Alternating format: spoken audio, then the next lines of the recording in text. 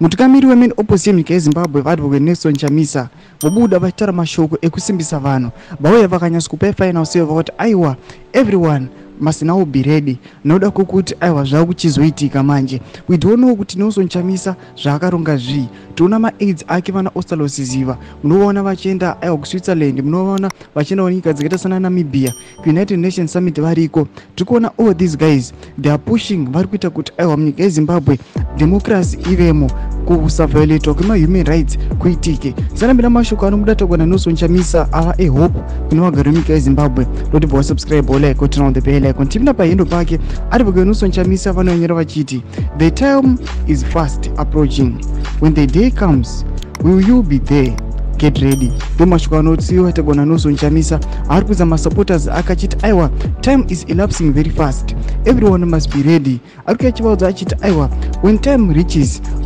will everyone be ready. Toza kuti kune vamwe vanhu aiwa vasina patience vanobuda vachiti aiwa isusu takutobuda mubato racho atichaziloya kuna Nelson Chamisa, let us go join the ruling party, the regime, tikwanise kuwana aiwa madeals edu, tisaisa democracy zekuti we are gaining at the expense of some other peoples. Ari kuendera mberi achiti will you be there, get ready. Pana pato Nelson Chamisa ari kusimbisa masupporters akachiti aiwa get ready.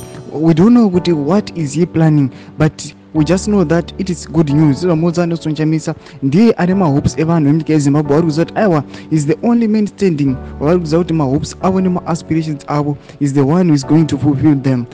Chimbotidze mafungiro enyu munoti kudii pamusoro pechitiko ichi. Aiwa ndi message yasiwana advocate Nelson Chamisa. Bine comment section medu, musano subscribe, like, pauchiri on the bell icon.